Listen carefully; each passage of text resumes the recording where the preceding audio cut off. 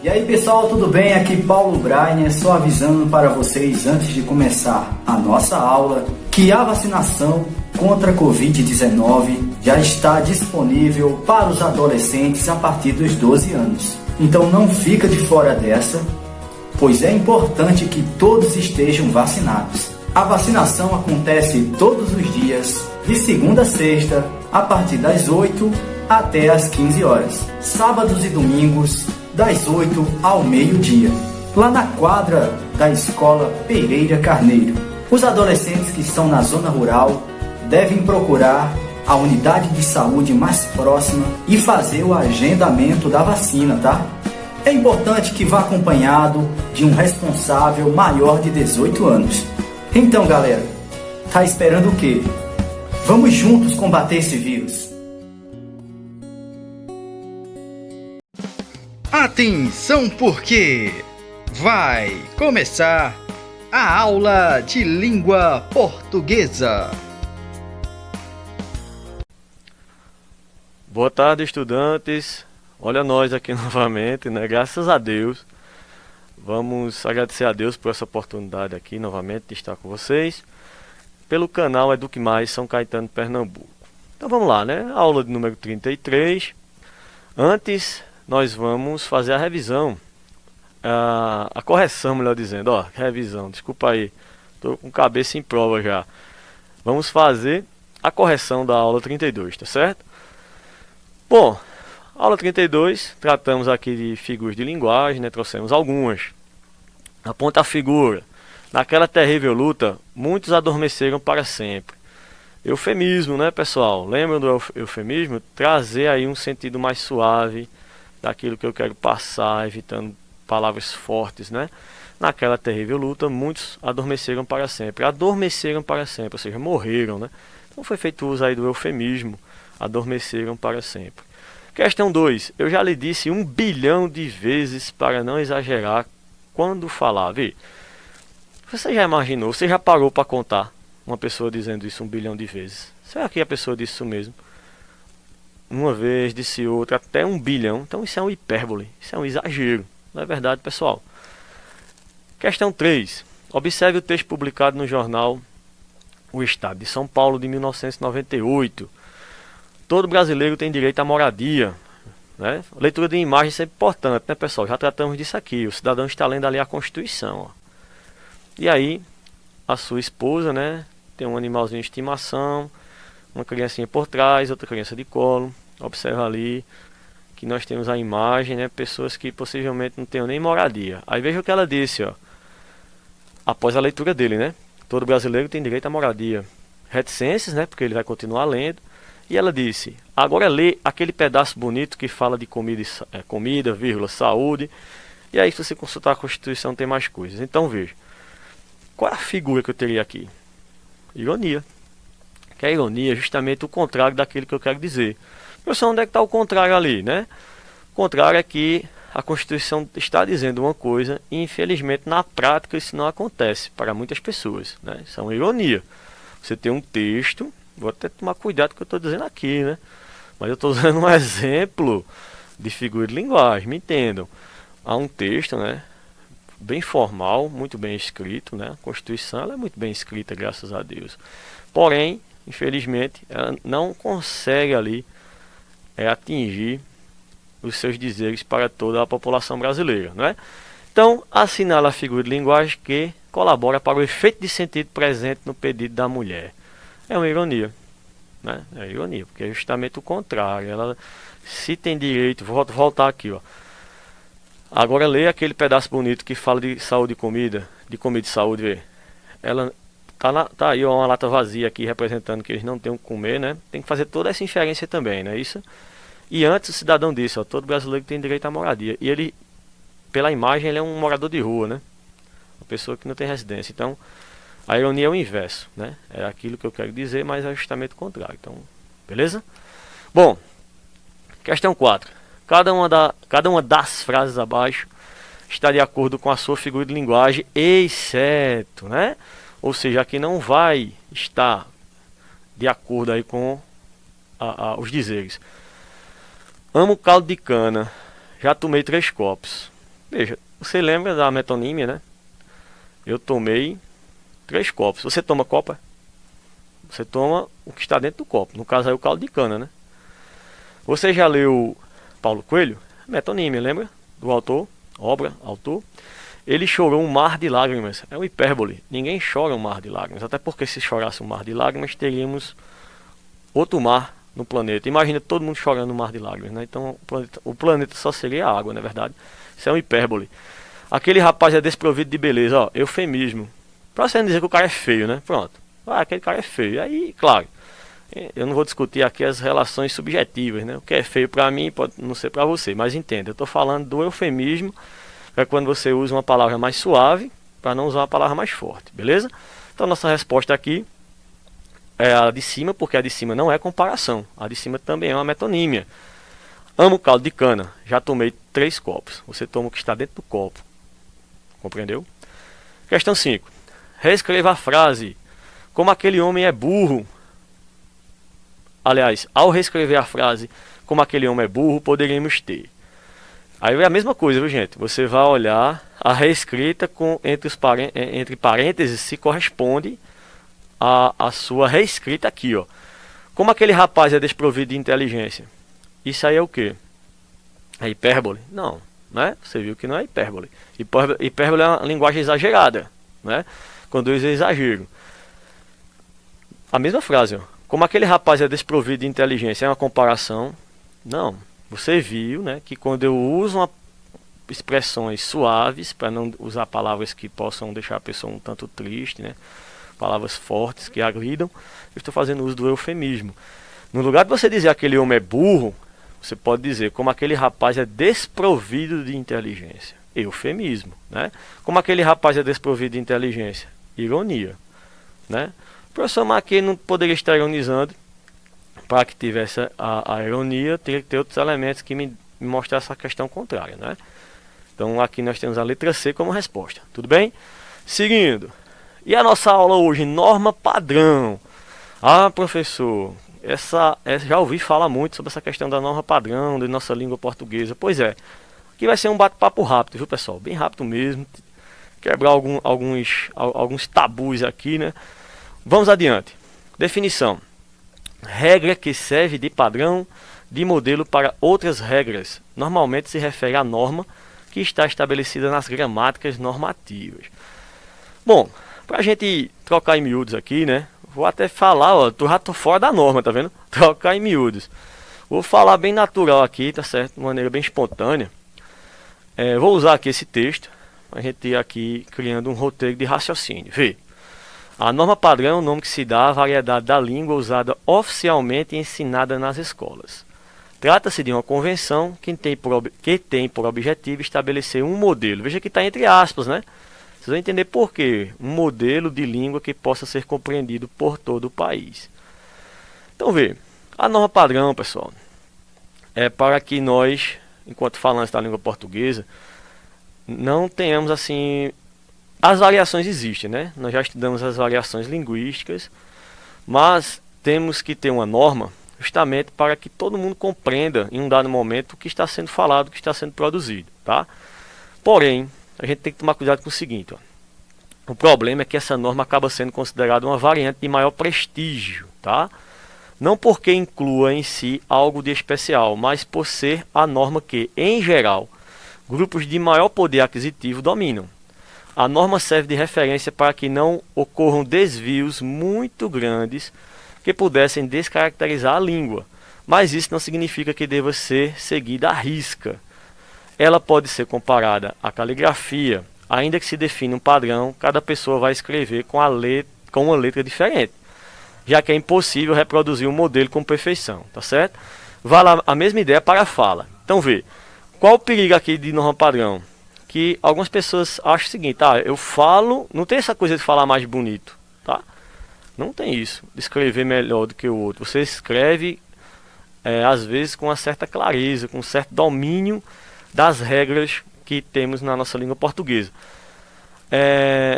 Eu vou arriscar dizer uma coisa aqui, viu, pessoal? É praticamente impossível, né? Até quem vive estudando a língua portuguesa comete, vez ou outra, desvios, tanto na fala como na escrita. Então vamos observar aqui, ó. Nós vai, a gente fomos, cérebro, cardaço, oxente, mas bah, meu rei, né? Problema, entrou pra dentro, saiu pra fora, uai, sou, mano do céu, oxe, aqui vê, temos muitas variações, né? Aí entra muita coisa, muito assunto que a gente não vai debater aqui agora, tá certo? O que eu quero dizer é, eu vou pegar só a parte da escrita, tá certo? A parte da escrita. Por quê? Porque a norma padrão, ela justamente vai tratar das regras que a língua portuguesa pede, né? Naquele momento que nós vamos produzir um texto escrito, tá? Arrisco até dizer isso também, porque na fala, gente, é um tanto complicado de você ser muito normativo, digamos assim, tá certo? Na fala, nós às vezes cometemos alguns desvios.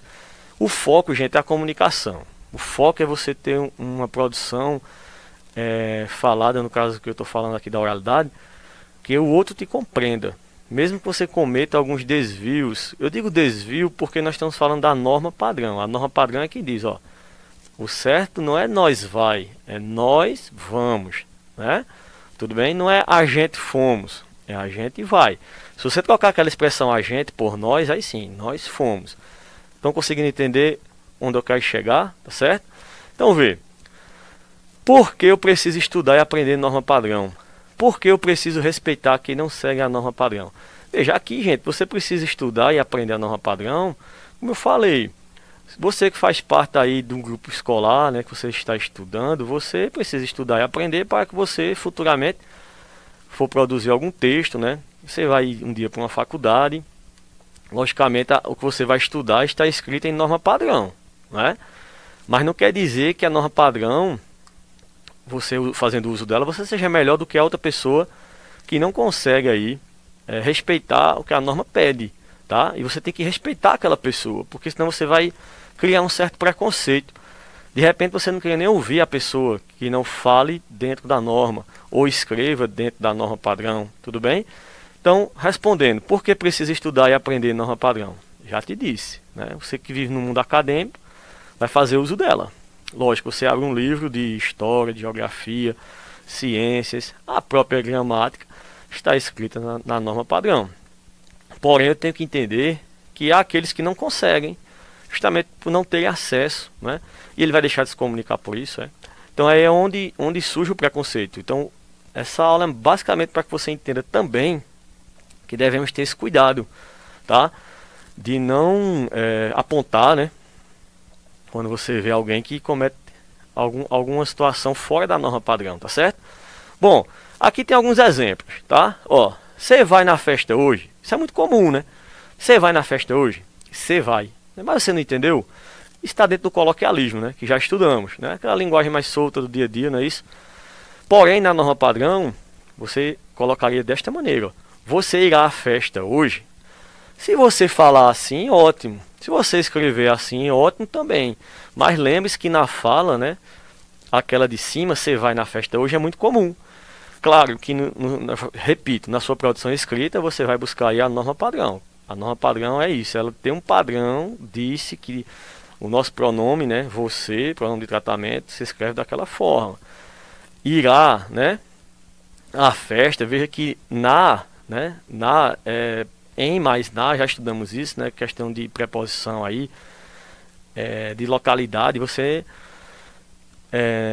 a festa é um lugar fixo. Então você irá à festa, para a festa. Você não vai na festa, você não vai, entenda, em movimento ali com ela, né? Que eu estou usando o verbo ir. Foi até a aula nossa de regência. Então veja que a norma padrão traz que na regência do verbo ir, pede-se aí, quem vai para algum lugar, né? E a preposição está justamente ali, naquela fusão ali, ó, aquele azinho com esse indicador de fusão aqui, que a fusão é a crase, né? Crase vem de crases, quer dizer fusão. Então a de baixo está seguindo a norma mesmo. É isso que é a norma padrão, tá? É um regulamento lá que é dito aí pela gramática. Agora, na fala, posso falar daquele jeito? Claro, né? Mas professor, não está errado não, ver. Na comunicação não tem essa coisa de certo ou errado. Na comunicação existe fazer ser entendido e o outro também te entenda. E vice-versa, né? Relação pronominal, que já estudamos aqui, né? Sabemos que os pronomes oblíquos átonos, né? Eles não podem iniciar, né? Segundo a norma padrão da língua portuguesa, a nossa gramática. Me dê grana para compras. Ó, dê-me dinheiro para as compras. Tá certo? Então o de cima, né? Coloquial. O de baixo aí, norma padrão. Pronomezinho oblíquo ali, depois do verbo, né? Já estudamos, né, gente? Estudamos os 3 casos aí. A ênclise, a mesóclise e a próclise, né? Então entendam isso. Estão compreendendo aí o que é a norma padrão? É uma norma que existe aí para ser seguida, né? À medida do possível, principalmente na parte escrita. Pois na fala, se você conseguir também fazer essa norma padrão, ótimo. Se não, né? Bom, eles têm muitos brinquedos aqui. Coloquial. Claro, aqui você só vai perceber essa diferença no campo da escrita, né? Eles têm muitos brinquedos aqui. Vejam, a norma coloquial. O coloquial está até destacado de vermelho ali, porque nós sabemos que o verbo ter, ele recebe o acento, né, circunflexo na terceira pessoa plural, não é verdade? Mas aqui, o primeiro está sem. Claro que isso é perceptível na escrita. Na fala você não percebe, o som é o mesmo. Se eu apenas tivesse, se eu não tivesse aqui escrito e dissesse para vocês, ó, eles têm muitos brinquedos aqui. Eles têm muitos brinquedos aqui. Você está ouvindo o mesmo som. Tem. Porém, na escrita, se eu faço da forma coloquial, eu saio da norma padrão. Deu para entender agora? Porque a norma padrão nos diz que o verbo ter, na terceira pessoa do plural, deve receber o acento circunflexo. Tá certo? Tudo bem? Não só o ter, como o verbo vir também, né? Está dentro dessa regra aí da norma. Bom, então aqui, ó, norma padrão, uso considerado ideal, eu botei entre aspas, né, da linguagem para contextos formais, tá? Ideal porque aí, entre aspas, né, até porque de repente as coisas mudem também, né? Nós sabemos que a língua é bem mutável, uma coisa que hoje está fora da regra, no futuro, pelo uso, pela convenção, de repente um dia passa a ser regra. Mas, no momento, a regra que eu trago aqui, ó, de norma padrão é o verbo ter, recebendo aí o acento circunflexo para a terceira pessoa plural. Tudo bem? Então a norma é isso, gente. Tem um modelo, um padrão a ser seguido, no mínimo aí na escrita, né? No mínimo na escrita. Bom, mais uma vez, e o que é norma padrão? Vamos fechar aqui o raciocínio, né? É o conjunto de normas estabelecidas pela gramática oficial de um país. Claro, estamos falando da nossa, no caso do Brasil, a língua portuguesa. Aí tem aqui um detalhe, né? Alguns especialistas acreditam que essa norma padrão, ou seja, esse modelo de correção, só seja possível ser aplicada na nossa escrita. Outros acreditam que ela também pode ser aplicada na nossa fala. Entenderam? Aquilo que eu venho debatendo aqui com vocês desde o começo da aula. Há especialistas que dizem que essa norma, né, padrão, esse modelo de correção, só é possível na escrita. Justamente pelaquela situação anterior. Deixa eu voltar aqui, ó. Porque na escrita é que eu percebo aqui esse caso. Que o tem, aqui, o de vermelho, não está de acordo. E o de azul, sim, tem um acento circunflexo, terceira pessoa plural. Eles. Na fala eu não consigo identificar isso. O som não é o mesmo. Porém, há aqueles, né, que acreditam que também pode ser aplicada na nossa fala. Tá certo? É isso. Norma padrão, é isso aí. Tá bom? Gente, dicas de leitura, tá? Professor, só isso? Para hoje só. Claro, você for estudar, se for aprofundar, você vai encontrar muitas outras coisas, né? Você vai encontrar muita coisa dentro dessa questão da linguagem, tá? Então aqui eu trouxe só, tipo um adendo, né? Tipo um adendo, gente, um anexo. Porque realmente é um assunto muito vasto e muito complexo, tudo bem? Então só para você ter essa ideia aí do que se fala norma padrão. Pode aprofundar? Pode, você vai na internet, faz uma pesquisa, tá certo? Sempre isso, estudar sempre. Bom, dica de leitura. 15 anos, a juventude como ela é. Bonzinho, hein? Bonzinho, entenda. Esse bonzinho não é no sentido negativo, não. Bom, legal. Muito bom mesmo aqui esse livro, tá bom? Professor, eu consigo onde? Não sei. Se pesquisar na internet, deve ter em PDF e tal. Bom, fiz aqui uso da linguagem da língua portuguesa. Ora, em momentos da norma padrão e momentos que eu não fiz uso. Viu como é complexo? tá certo? Então, gente, deixa a mensagem aqui, as referências, né, primeiro, referência aí de um material onde foi pesquisado. Nossa mensagem, fé, força e foco. Fiquemos com Deus. Gente, até a próxima, se Deus permitir, tá certo? Forte abraço a todos, fiquem com Deus. Até a próxima, se Ele permitir.